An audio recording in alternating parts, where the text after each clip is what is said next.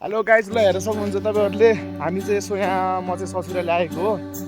ससुरालीमा अब के गरिन्छ नि, अब बस्दा बस्दा झ्याउ लाएर हामी बुढाबुढी भएर चाहिँ यसो यहाँ हेर्न सक्नुहुन्छ यहाँ के अरे बाल्टी लिएर हिँड्छौँ, कपडा लिएर हिँड्छौँ। अनि कपडा धुनको लागि हो। यहाँ हेर्नु बाटो यस्तो खतरनाक हुन्छ, त्यही भएर पाहाडमा ससुराली यहाँ कसमा समझेर बनाउनु गर्नुपर्छ। तपाईँहरूले हेर्न सक्नुहुन्छ यहाँ खस्यो भने त भिरबाट त गयो त यहाँबाट त होइन, तर भिर भए पनि यहाँको नजाराहरू त बहुत राम्रो छ।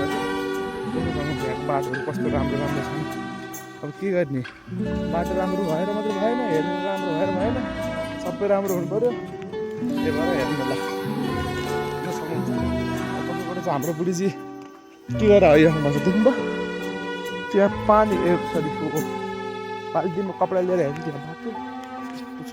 यहाँबाट थोरै चिप्लियो त एकैचोटि उहाँ खस्यो नि एकैचोटि। अनि हाम्रो उहाँ मम्मी बुवाहरू दुईजना साली र एउटा सालो उहाँ कपडा धुँदै बसिराख्नु भएको छ। तपाईँलाई त्यो चाहिँ त्यो भिडियो चाहिँ अहिले बिचमा देखाउँछु। अहिले चाहिँ तपाईँहरू गाइज यो पाहाडहरूको सिन हेर्न सक्नुहुन्छ, देख्नु सक्नुहुन्छ। म भिडियो बनाउनु खस्यो भने नि मेरो यहाँ खतम जिन्दगी। त्यही भएर हाम्रो बुढी यस्तो गरेर हिँडिराख्नु भएको छ। बिचरा जिन्दगी बिहा गरेर त्यस्तो हो। अब के गर्नु नि, अब बिहा गर्नुपर्छ एकदिन एकचोटि।